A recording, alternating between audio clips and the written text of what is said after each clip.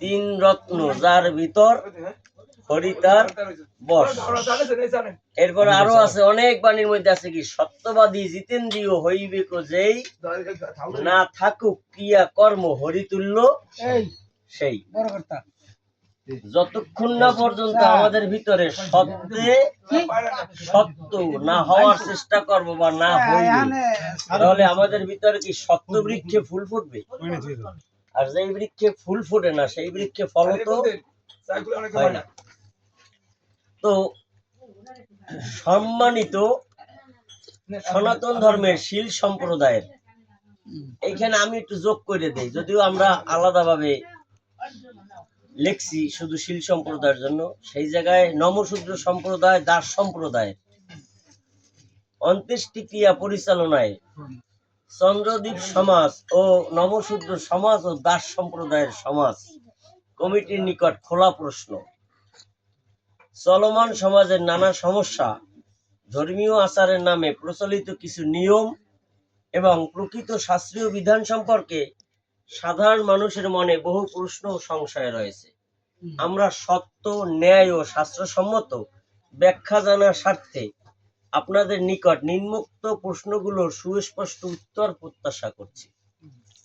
প্রশ্নসমূহ হলো এই: এক, এই যে সমাজ, এখানে শুধু তো আমাদের শীল সমাজ, এই যে চন্দ্রদ্বীপ সমাজ, কিন্তু আমি ওই চন্দ্রদ্বীপ বলবো, আপনারা বলবেন যার যার সমাজ হিসেবে নেবেন। বাংলাদেশ সরকারের কোন মন্ত্রণালয়ের অধীনে রেজিস্ট্রি করা হয়েছে? এর আইন কানুন ও প্রশাসনিক কাঠামো কি? যেমন আপনাদের ভিতরে একজন সামাজিক নেতা আছে না, আমাদের শীল সম্প্রদায়ের নেতা আছে না, যারা আমাদের এই শীলদের পরিচালনা করে শুধুমাত্র এই 29টি ক্রিয়ার বেলা, আর কোনো কিছুর বেলা না। এদের কি কোনো সরকারি আছে কিনা? বাংলাদেশ সরকারের আইনে সমাজবন্ধ নামক কোনো আইন আছে কি? যদি থাকে তাহলে আপনারা জানাইবেন। অথবা পেশি শক্তি, ভয়ভীতি বা সামাজিক চাপ প্রয়োগ করে কাউকে নিজেদের পক্ষে আনার কোনো বিধান আছে নাকি? 3, চন্দ্রদ্বীপ সমাজ ও অন্যান্য সমাজের পূর্ণাঙ্গ গঠনতন্ত্র কি? সদস্যদের জানার অধিকার কতটুকু? 4, বেদশাস্ত্রের দোহাই দিয়ে চলে আসা নিয়ম কানুনের দ্বিমুখী নীতি কেন দেখা যায়? একই বেদ আপনার জন্য একরকম, আমার জন্য আর এক রকম, আর একজনের জন্য আর এক রকম। শাস্ত্র আর লোকাচারের মধ্যে পার্থক্য কি? আমরা লোকাচারী ধর্ম পালন করি, দোহাই দিই বেদের। আসলে বেদটা স্পর্শ করা তো দূরের কথা, দর্শন করা তো দূরের কথা, জানি না। শ্রুতি বাক্য মানি, কয় কি বেদের কাম পালন করি। আসলে বেদ পড়ছি কি জানি, এটা আমরা জানি না। যতক্ষণ পর্যন্ত না জানবো ততক্ষণ পর্যন্ত কিন্তু আমরা মিথ্যাবাদী। মিথ্যাবাদের কোনো ধর্ম নাই।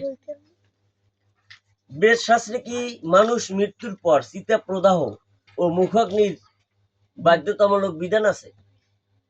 এটাও প্রশ্ন রেখে গেলাম। 6, বেদ শাস্ত্রে কি মৃতদেহ মানে দেহ পোড়ানো, সব পোড়ানো একান্ত বাধ্যতামূলক? সমাধি বা অন্য কোনো প্রথার স্থান আছে কি? এটাও জানার জন্য। বেদ শাস্ত্রে কি মৃত ব্যক্তির পুত্রদের 1 বছরে গলায় দড়ি বা ধরা পরে চলাফেরার কোনো বিধান আছে? বেদ শাস্ত্রে কি 1 মাস অসুচ পালন, হবিষ্যান্ন খাওয়া এবং মাথা মুন্ডন বাধ্যতামূলক? বেদ শাস্ত্রে কি ব্রাহ্মণকে বিভিন্ন দান দক্ষিণা দিয়ে মৃত ব্যক্তির নামে শ্রাদ্ধ করার বাধ্যতামূলক বিধান আছে? বেদ শাস্ত্রে কি মৃত ব্যক্তির উদ্দেশ্যে 6 মাস বা 1 বছর পরে সপিণ্ডি শ্রাদ্ধের বিধান আছে? এগুলো কিন্তু সব প্রশ্ন আপনাদের কাছে জানতে চাই। বেদ শাস্ত্রে কি 4 বর্ণ প্রথার ভাগ আছে? যেমন আপনি নম, আমি শীল বা ক্ষত্রিয়, বৈশ্য, ব্রাহ্মণ, এইরকম থাকলে তা জন্মভিত্তিক না গুণ ও কর্মভিত্তিক? ভগবান শ্রীকৃষ্ণ বলছে কি চতুর্বর্ণ মায়া সৃষ্টং গুণ ও কর্ম বিভাগস, গুণ কর্ম অনুসারে কর্ম অনুযায়ী ফল হইবে, যাতে শূদ্র সন্তানও ব্রাহ্মণ হইতে পারে এবং ব্রাহ্মণের সন্তানও শূদ্র বলে গণ্য হইতে পারে। কিন্তু আমরা কি করি? আমাদের ধর্মের প্রকৃত নাম কি? মানব জাতির আদি পিতার নাম কি এবং তারা কোন বর্ণের ছিল? আমাদের আদি পিতা মাতা যদি একই হয় তাহলে আমরা কেন ভিন্ন ভিন্ন হলাম? বেদ শাস্ত্রে কি মৃত ব্যক্তির স্বামী বা পিতা মাতার কালৌষস পালন বাধ্যতামূলক? বেদশাস্ত্রে কি অসহজ কালসহজ পালনকারী ব্যক্তি কি অপবিত্র ব্যক্তি বলে গণ্য হয়? বেদশাস্ত্রে কি নখ টানো ও ধোপার বল সেটাই শুদ্ধ করার বিধান আছে? চন্দ্রদ্বীপ সমাজ ও অত্র সমাজ কমিটির দায়িত্ব কি শুধু অন্ত্যেষ্টিক্রিয়া ও শ্রাদ্ধে সে নিয়ম কানুন দেখানো, না আরো কোনো সামাজিক কর্তব্য আছে? থাকলে তাহা কি কি, এবং সেই কাজে তাদেরকে কতটুকু দেখা যায়? চন্দ্রদ্বীপ সমাজের নেতৃত্ব প্রদানকারী ও অন্যান্য সমাজে নেতৃত্ব প্রদানকারী ব্যক্তির পরিবারের কোনো সদস্য যদি অসামাজিক কার্যক্রমে জড়িত থাকেন, তবে তার জন্য সমাজে কি বিধান আছে? আমাদের বক্তব্য, কারা যারা এই সূক্ষ্ম সনাতন ধর্ম প্রচার কমিটি ভবিষ্যতে পরিচালনা করবে, আমরা বিশ্বাস করি ধর্ম কখনো অন্যায়, ভয়ভীতি, জবরদস্তি, অন্ধপ্রথার নাম নয়। ধর্ম মানে সত্য, ন্যায়, মানবতা, শাস্ত্রসম্মত জীবনযাপন। অতএব সমাজের নামে প্রচলিত অন্যায় রীতি ও বিভ্রান্তির অবসান ঘটিয়ে প্রকৃত ধর্মীয় জ্ঞান ও জনগণের সামনে তুলে ধরার জন্য আপনাদের নিকট সুস্পষ্ট ও লিখিত প্রত্যাশা কামনা করছি। তো আপনারা সেই লিখিত আমাদের দেবেন, এবং আমাদের এই সূক্ষ্ম সনাতন ধর্ম প্রচার কমিটির সাথে যারা যুক্ত হবেন তারা জগদীশ দাদার সাথে যোগাযোগ করবেন। আর যদি এই বিষয়ে আমাদের কোনো পরামর্শ দেওয়ার দরকার অবশ্যই আছে, আমরা ছোট, কারণ আমরা জানার জন্য, আমরা কোনো তর্কযুদ্ধ, শাস্ত্রযুদ্ধ না, তর্কযুদ্ধ না, আমরা জানার জন্য। ওই যে বললাম,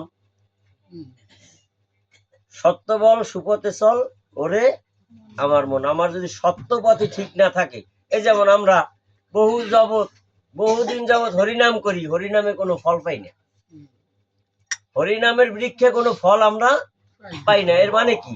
আমাদের হরিনাম করা হয় মিথ্যার উপরে দাঁড়াইয়া। মিথ্যার উপরে দাঁড়াইয়া যদি কোনো কিছু প্রতিষ্ঠা করতে চাই, সেটা হবে পুনর্জন্মের কর্মের ফলে। এইবার মানব জনে নিয়ে আসলাম, এইবার মানুষ হইলাম, আসলে ফিরে যে মানুষ হবে কোনো গ্যারান্টি আছে? যদি সত্য পথে চলি, সত্য রক্ষা করার চেষ্টা করি, তাহলে বোঝা যায় যে হয়তো কিছু একটা হইতে পারে। তাই এই আপনারা এই বিষয়টা একটুখানি জোরালো ভাবে, কারণ এই যুগ যুগ না, শুধু আমার দেখা দৃষ্টিতে মতুরত্ন গৌরাঙ্গ সাধু ঠাকুরের আশ্রমের সমাজবন্ধ নামক কথা বলা হয় প্রায় 30 বছর। এইটা খুব ব্যথিত, কারণ আমারে যদি কেউ কয় সমাজবন্ধ, আমি ওইসব গুনায় ধরি না। এর কারণ হইলো আমি আমার মতো চলাফেরা করি। আমার কে যদি ডাকে তার কাছে যাই, যে না ডাকে তার কাছে যাই না। অন্ত্যেষ্টিক্রিয়া পোলাপানের দ্বারা বললে গেছি, পোলাপানে শুনবে। পোলাপানে যদি সমাজের বাধায় পড়ে, তো আমার দুইটা বন্ধু আছে, একটা হলো কবির মের্দা, একটা হলো সুজন মের্দা, মানে স্বজাতি নেই, অপর জাতি। যদি কেউ না থাকে, তাদেরকে বললে গেছি, যদি আমি বাঁচতে মানে মারা যাই, তো তোরা যদি বাঁচতে থাক, তোরা আমার অন্ত্যেষ্টিক্রিয়া তোরা দ্বারাই করিস, তাহলে আমার কোনো সমাজ নাই। আর কপাল দিলে দুইটা মাইয়া সম্পর্ক করে বিয়ে করুক, আর দেখ কিনে বিয়ে করুক, যদি করে করবে, সমস্যা নাই। অত কিন্তু সত্য রক্ষা করিয়া মতুয় ধর্মের মতে ঠাকুরকে সাক্ষী রেখে চলবা বাবা, এটা হইলো আমার বাক্য। তাহলে সমাজ বন্ধন হোক, আমার কিছু করতে পারে না। কিন্তু যার 3টে মাই আছে, যার আত্মীয় স্বজন আছে, সে একটু খুব পীড়া পায়, মানে কলিজায় আঘাত লাগে এই কথাটা, অমুকের সমাজ বন্ধন। এই ট্যাগ মোছার জন্য আমরা এই দায়িত্ব নিছি। এই ট্যাগ পুষতেই হইবে।